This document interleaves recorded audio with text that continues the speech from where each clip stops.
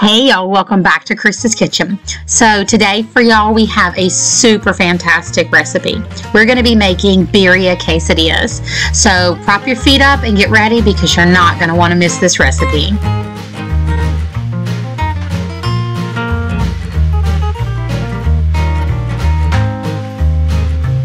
Alright y'all, so we're going to go ahead and get everything started.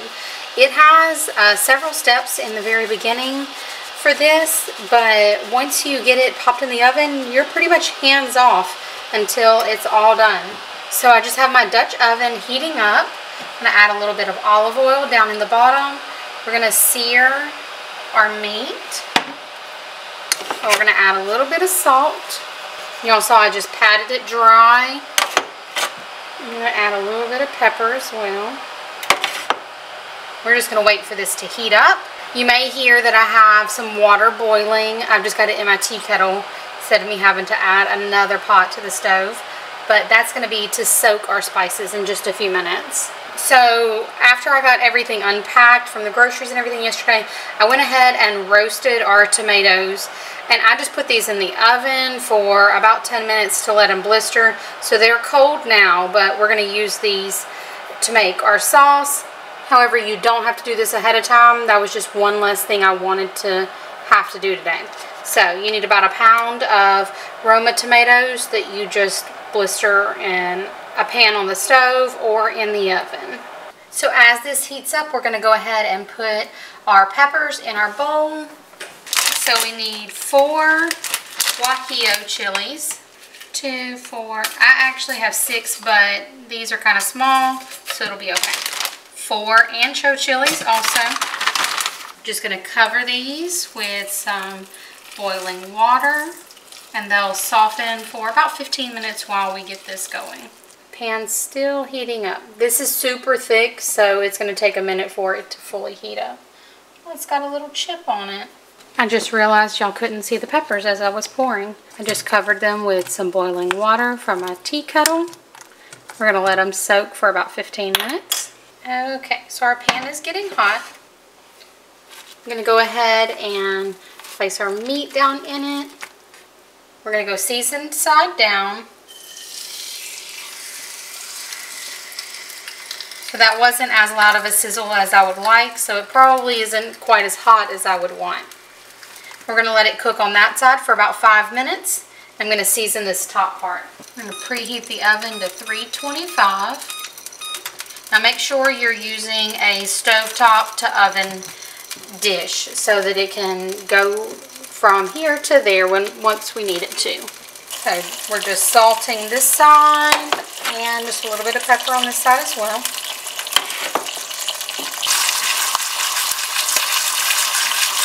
Okay, now we're going to go ahead and flip so it can sear on the other side.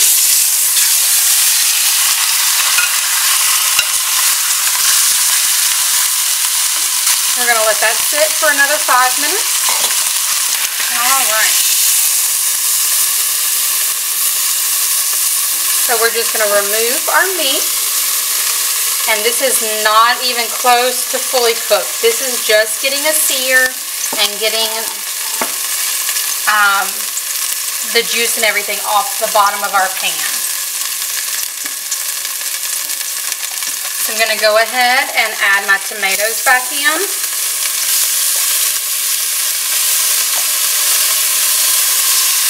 I turned on the vent so that it would suck up some of the smoke for y'all. So we're just heating those back up. We're going to take our peppers and just slide them off the stem. I've reduced the heat in this pan just a little because we don't really need it cooking a whole ton right now. And plus it has a ton of heat already in it from cooking that meat. As we put these in, it'll pull up all those nice little bits off the bottom of this pan also. We're going to add in just a little bit of our pepper water. Now we're going to add in all of our seasonings. So we've got 2 tablespoons of vinegar. It's just a white vinegar. About 4 cloves of minced garlic. So I'm just going to use my immersion blender and mix this all up. We'll add some of this pepper water as we need. So we're kind of thick. We need to add a little bit of water, a little bit more. Okay. And don't worry about this not being super smooth. We're going to strain it at the very end. So now we can add our bay leaves back in. We're going to add our meat back in and just submerge it down in. All of that juice. Perfect.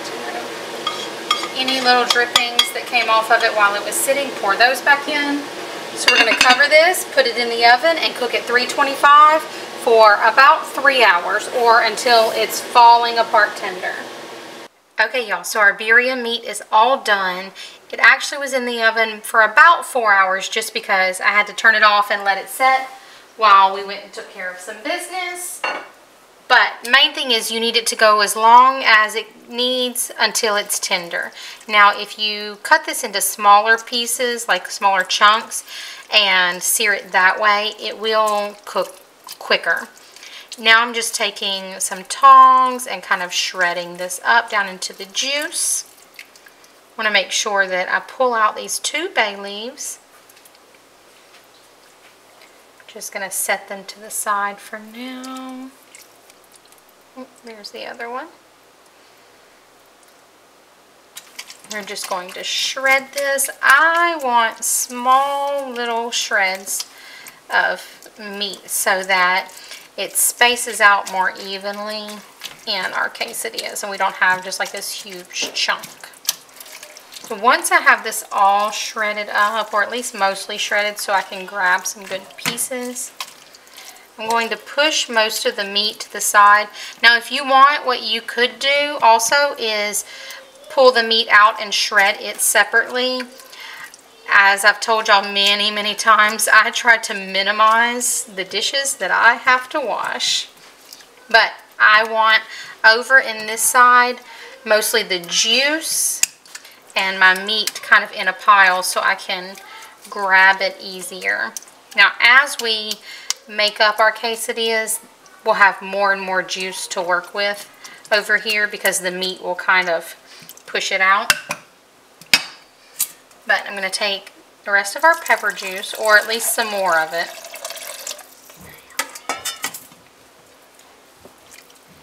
and thin this down just a little bit. And you see we still have some of those big pieces. Again, you can blend that up if you want. Alright, now here comes the fun part. We're going to switch places for these two.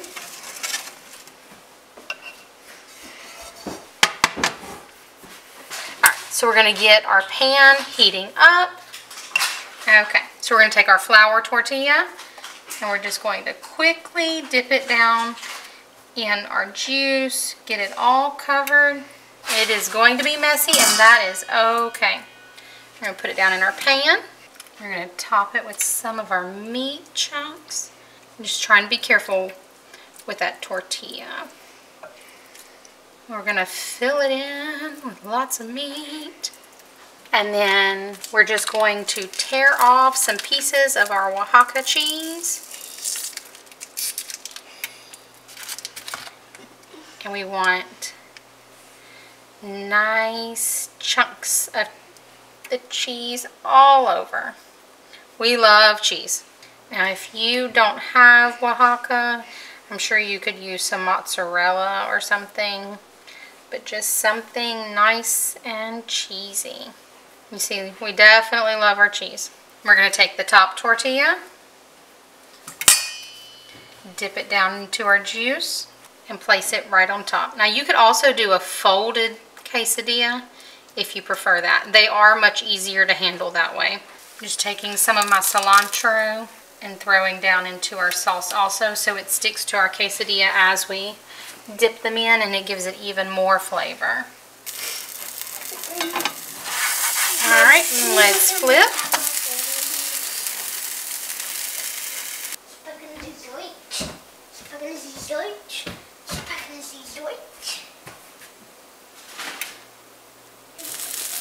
Look at that cheesy goodness. All right, it's time to pull it off. We're gonna plate it up and taste test. How is it? You love it?